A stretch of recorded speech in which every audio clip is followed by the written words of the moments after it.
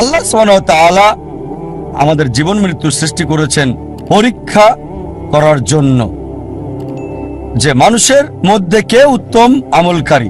আর অবশ্যই আল্লাহ পরীক্ষা করবেন ভয় দিয়ে, ক্ষুধা দিয়ে, মালের ক্ষতি দিয়ে, জীবনের ক্ষতি দিয়ে, আর সারা জীবনের অর্জন দিয়ে, ফসলের ক্ষতি দিয়ে বিভিন্ন মানুষকে বিভিন্নভাবে পরীক্ষা করেন। আল্লাহ কোরআনে বলেন যে আল্লাহ সুবহানাহু ওয়া তাআলা কিছু কিছু মানুষকে বেশি অনুগ্রহ করে থাকেন অন্যদের তুলনায়। আল্লাহ কোরআনে বলেন সূরা আনাম অধ্যায় 6 আয়াত 165 যে তিনি কিছু মানুষকে বেশি মর্যাদা দিয়েছেন অন্যদের উপরে, আর তিনি কিছু মানুষকে বেশি সুযোগ দেন, এভাবে তাদেরকে পরীক্ষা করে থাকেন। তাই যদি আল্লাহ মর্যাদা দেন আর আপনাকে পুরস্কৃত করেন, আপনাকে প্রাচুর্য দেন, প্রস্তুত হন, আল্লাহ আপনাকে পরীক্ষা করছেন। আল্লাহ কোরআনে বলেন সূরা আনফাল অধ্যায় 8 আয়াত 28 যে তোমাদের সম্পদ, তোমাদের সন্তান তোমাদের জন্য পরীক্ষা। যে সম্পদ আল্লাহ আপনাকে দিয়েছেন, যে সন্তান আল্লাহ আপনাকে পরীক্ষা করছেন সেগুলো দিয়ে।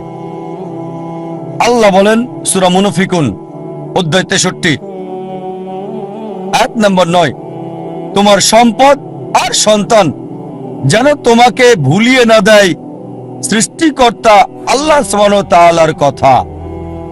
আল্লাহ কোরআনে বলেন সূরা আনকাবুত অধ্যায় 29 আয়াত 2 যে মনে করো না মুখে বললেই হবে আমি বিশ্বাস করি আর আল্লাহ পরীক্ষা করবেন না। শুধু মুখে বললে আমি মুসলিম, আমি বিশ্বাসী, আমি মুমিন। আল্লাহ বলছেন কোরআনে মনে করো না যে আল্লাহ তোমাকে পরীক্ষা করবেন না, আল্লাহ অবশ্যই পরীক্ষা করবেন। আর যদি পরীক্ষায় পাশ করেন আপনি জান্নাতে যাবেন। শুধু মুখে বললে আমি মুসলিম, আমি মোহাম্মদ, আমি জাকির, আমি আব্দুল্লাহ, জান্নাতে যেতে পারবেন না। আল্লাহ অবশ্যই পরীক্ষা করবেন। যদি পরীক্ষায় পাশ করেন ইনশাআল্লাহ জান্নাতে যাবেন। জান্নাতে যাওয়ার জন্য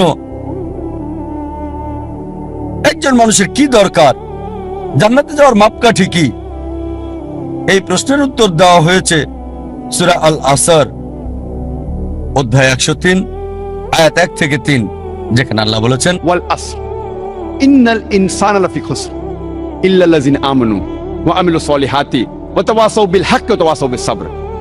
সময়ের কসম নিশ্চয়ই মানুষ ক্ষতির মধ্যে আছে, তারা ব্যতীত যারা ঈমান আনে, সৎকর্ম করে, মানুষকে সত্যের দিকে আহ্বান করে, ধৈর্য এবং সবরের উপদেশ দিয়ে থাকে।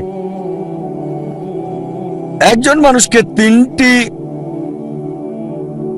অর্জনের জন্য 4টে কাজ করতে হবে। 3টি কাজ হচ্ছে, প্রথম কাজ আল্লাহর সন্তুষ্টি।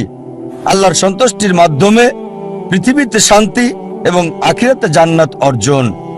এই 3টির জন্য 4টি কাজ করতে হবে। প্রথম কাজটা পূর্ণ ঈমান থাকা, দ্বিতীয় কাজ হচ্ছে পুণ্য বা সৎকর্ম, তৃতীয় কাজ হচ্ছে দাওয়া, সত্যের দিকে মানুষকে আহ্বান করা, আর চতুর্থ কাজ হবে ধৈর্য এবং সবর, মানুষকে ধৈর্য আর সবরের কথা বলা।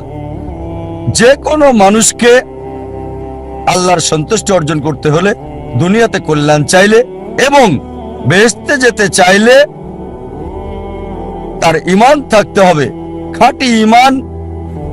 তার থাকতে হবে আমালে সালিহাত, সৎকর্ম, খোদাভীরুতা থাকতে হবে, ওয়া তাওয়াসাউ বিল হক করতে হবে, ওয়া তাওয়াসাউ বিল হক মানুষকে সত্যের দিকে ডাকা মানে সত্য প্রচার, আর ওয়া তাওয়াসাউ বিস সাবর মানুষকে ধৈর্য আর সবরের দিকে আহ্বান করবে। এই 3টি পাওয়ার জন্য আপনাকে 4টি মানতে হবে।